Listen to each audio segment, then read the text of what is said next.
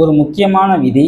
இது எப்பயாச்சும் தான் யூஸ் பண்ணணும். அப்படியான விதியை ஒரு சிஎம் 115 முறை யூஸ் பண்ணியிருக்காங்க, அதுவும் வெறும் 3 வருஷத்துல. இந்த முக்கியமான விதி எப்படி இவ்வளவு ஷார்ட்கட்டாக மாறுச்சு? பால் விலை உயர்வு, அரசு அதிகாரிகளுக்கு அலவன்ஸு, அப்புறம் மருத்துவக் கல்லூரி திட்டங்கள், இப்படி மிக முக்கியமான திட்டங்களை தமிழ்நாடு அரசு கொண்டு வருது அப்படின்னா அதுக்கு பின்னாடி இருக்க ஒரே விதி, விதி எண் 110. விதி எண் 110னா என்ன? அந்த விதி ஏன் அவ்வளவு முக்கியம்? அந்த விதியை யாரெல்லாம் எப்போ பயன்படுத்தலாம்? இப்படி பல விஷயங்களை இந்த வீடியோவில் பார்க்க போகிறோம். வெல்கம் டு அன்காஸ் தமிழ். நான் உங்கள் எம்எஸ்பி. இந்திய அரசியலமைப்பு சட்டம் 208(1) படி ஒவ்வொரு மாநில சட்டப்பேரவையும் தன்னோட செயல்முறையை நடைமுறைப்படுத்த பல விதிகளை உருவாக்கி கொள்ளலாம். அப்படி உருவாக்கப்பட்டது தமிழ்நாடு சட்டப்பேரவை விதிகள். இதில் 23 அத்தியாயங்கள், 292 விதிகள் இருக்கு. இந்த 292 விதிகளும் ஒவ்வொரு நடைமுறையை விளக்கும். ஃபார் எக்ஸாம்பிள், கேள்வி நேரம் எப்படி இருக்கணும், மசோதாவை எப்படி தாக்கல் செய்யணும், ஒத்திவைப்பு தீர்மானம் எப்போ நிறைவேற்றணும், இப்படி பல விஷயங்களை செய்யறதுக்கு சில விதிகள் இருக்கு. அதுல ஒரு முக்கியமான விதி தான் விதி எண் 110. சரி, விதி எண் 110னா என்ன?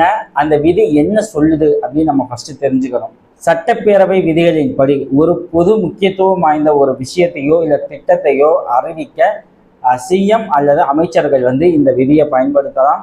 ஆனால் பொதுவாக சிஎம் தான் மேக்சிமம் பயன்படுத்துவாங்க. ரேர் கேஸ் மினிஸ்டர்ஸ் யூஸ் பண்ணுறது. நார்மலாக சட்டப்பேரவை கூடுச்சு அப்படின்னா அசம்பிளிலேயே அறிவிக்கலாமே, அது ஏன் விதியை 110 அப்படிங்கிற ஒரு சந்தேகம் வரலாம். விதியை 110 கீழ் சிஎம் ஏதாச்சும் ஒரு திட்டங்களை அறிவிச்சார் அப்படின்னா அதில் இருக்க ப்ளஸ் பாயிண்ட் என்ன அப்படின்னா, அதை கேள்விக்கு உட்படுத்த முடியாது. எதிர்கட்சிகள் அந்த திட்டம் குறித்து விவாதிக்க முடியாது, அந்த திட்டம் குறித்து கேள்விகள் கேட்க முடியாது. இதெல்லாம் இந்த விதியை 110ஓட மிகப்பெரிய ப்ளஸ் பாயிண்ட். இதனாலேயே மேக்சிமம் சிஎம் என்ன பண்ணுறாங்க அப்படின்னா இந்த விதியின் கீழ் பல அறிவிப்புகளை வெளியிடுறாங்க.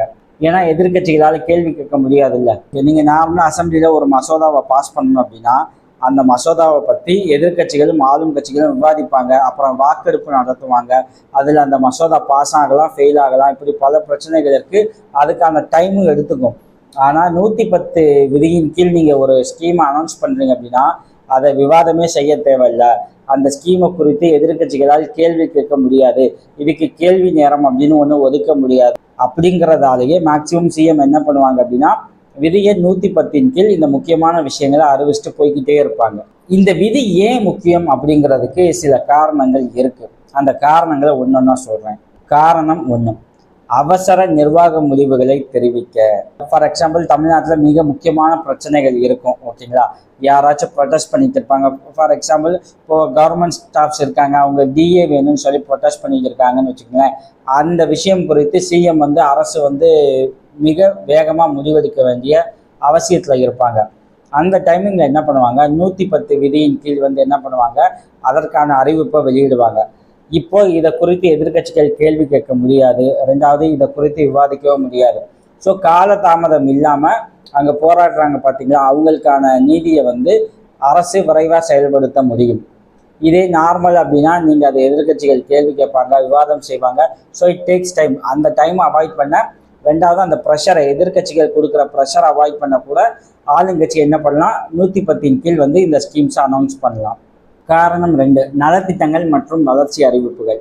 விவசாயம், மருத்துவம், கல்வி உள்ளிட்ட மிக முக்கியமான துறைகளுக்கு ஏதாவது திட்டங்களை அறிவிக்கணும், இல்லை ஏதாவது முக்கியமான விஷயங்களை செயல்படுத்தணும் அப்படின்னு அரசு நினைச்சா அதை 110 கீழ் அறிவிக்க முடியும். ஏன்னா இந்த முக்கியமான விஷயங்கள் பொது வாக்கெடுப்புக்கு போய் எதிர்கட்சி எம்எல்ஏக்கள் இதற்கான கேள்வி கேட்டு விவாதிச்சு, ஸோ இட் டேக்ஸ் டைம். அதை அவாய்ட் பண்ண என்ன பண்ணுவாங்க அப்படின்னா அரசு இந்த 110 விதியை யூஸ் பண்ணுவாங்க. காரணம் 3, வெளிப்படைத்தன்மை. இந்த விதியை 110 கீழ் அரசு ஒரு விஷயத்தை வெளிப்படையாக செய்யும் போது மக்கள்கிட்ட ஒரு வெளிப்படைத்தன்மை உருவாகும். அது விரைவாக மக்களுக்கு சென்றடையும். இதனாலேயே மக்கள்கிட்ட அந்த அரசின் மீது செல்வாக்கு அதிகரிக்கும். காரணம் 4, கொள்கை அறிவிப்புகளுக்கும் பயன்படுத்தலாம். அதாவது இந்த ரூலை பயன்படுத்தி நலத்திட்டங்கள், வெல்ஃபேர் ஸ்கீம்ஸ், இந்த மாதிரியான விஷயங்கள் மட்டும் இல்லாமல் ஒரு அரசின் கொள்கை சார்ந்த முடிவுகளை அறிவிக்கவும் என்ன பண்ணலாம் அப்படின்னா 110 விதியின் கீழ் அறிவிக்கலாம்.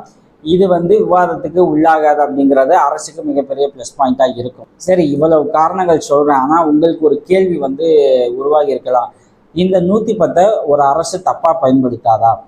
விவாதங்களே நடத்தக்கூடாது. ஓகே, எதிர்கட்சிகள் இதை குறித்து பேசவே கூடாது, வாக்கெடுப்பே நடத்தக்கூடாது அப்படின்னு நினச்சி அரசு மிக முக்கியமான விஷயங்கள்லாம் இந்த 110 விதியின் கீழ் கொண்டு வந்தால் என்ன செய்கிறது அப்படிங்கிற ஒரு சந்தேகம் உருவாகும்ல. ஏற்கனவே ஒரு சிஎம் இந்த விதியை 110 மிஸ்யூஸ் பண்ணியிருக்காங்க அப்படிங்கிற விமர்சனம் உருவாகி இருக்கு. 2014 அப்போதைய சிஎம்மாக இருந்த செல்வி ஜெயலலிதா என்ன பண்ணியிருக்காங்க, 3 வருஷத்துல 115 முறை இந்த விதியை 110 பயன்படுத்தி நிறைய ஸ்கீம்ஸ் அனௌன்ஸ் பண்ணியிருக்காங்க. அன்னைக்கு எதிர்கட்சிகள் மிக கடுமையாக விமர்சித்தாங்க. குறிப்பாக பாமக நிறுவனர் ராமதாஸ் கடுமையாக விமர்சனம் செஞ்சார். விதியை 110 நீங்கள் தப்பாக பயன்படுத்திட்டு இருக்கீங்க, இதன் மூலியமாக எந்த ஸ்கீமும் விவாதத்துக்கே வரக்கூடாது, எதிர்கட்சிகள் கருத்தே தேவையில்லை அப்படிங்கிற ஒரு நிலைப்பாட்டுக்கு ஆளும் அதிமுக அரசு வந்திருக்குன்னு சொல்லி மிக கடுமையான ஒரு குற்றச்சாட்டை வச்சிருக்காரு.